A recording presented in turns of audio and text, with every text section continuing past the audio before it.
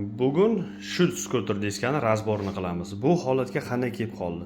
Akamiz borib kreditga skuter sotib oladilar va jiyanlar aytadiki, "Akajonim bitta bering, bitta mazza qilib hayday" deydilar. Keyin haydab mazza qilib yo'lda ketayotgan payt ariqqa tushib ketadilar. Orqaga qarayman mashinaga deb ariqqa tushib ketadilar va diska mana shunaqa holatga keladi.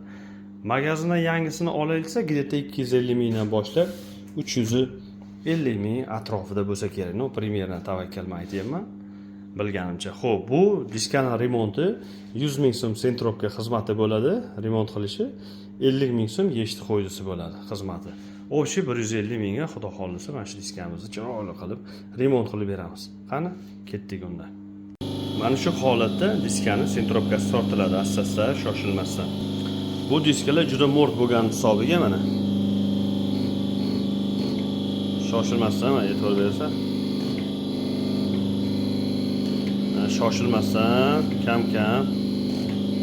Shoshilmas kerak, samimigalarni. Shoshilma, gaz berma, yavash-yavash deydi-ku. Keyin yana mana bu holatda asta tortiladi. Stanok bilan qilinsa shu tomondan yaxshiki, tavakkalizm ish bo'lmaydi aziz do'stlar. Shoshilmasdan akkuratni qilib beraman. Mana shunday shoshilmasdan akkuratni chiqariladi asta-asta.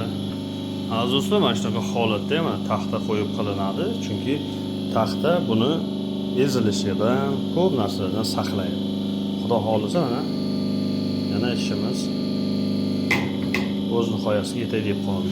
Xo'p, diskamizning remonti o'z nihoyasiga yetdi jigarlar. E'tibor berasizlar.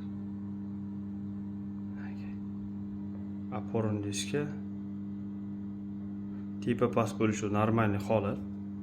O'zlarida shunaqa bor bo'ladi. Aka-ukalar chotki bo'ldi xudo xolisa. Yaqin qilib opporisini ko'rsatyapman. Chotki bo'ldi. Xo'p, bu tomoni aylanishga e'tibor berasizlar. Ideal. Kimga shunaqa chiroyli xizmatlar kerak bo'lsa, bemalol murojaat qilaverasizlar. Diskpro Denoga telefon nomer qoldiraman. Ishlaringizni mana shunaqa chiroyli qilib beramiz. Keyin diskalaringizda shlipovka qilish xizmatlari kerak bo'lsa ham bizda bor. Bemalol olib kelaverasizlar.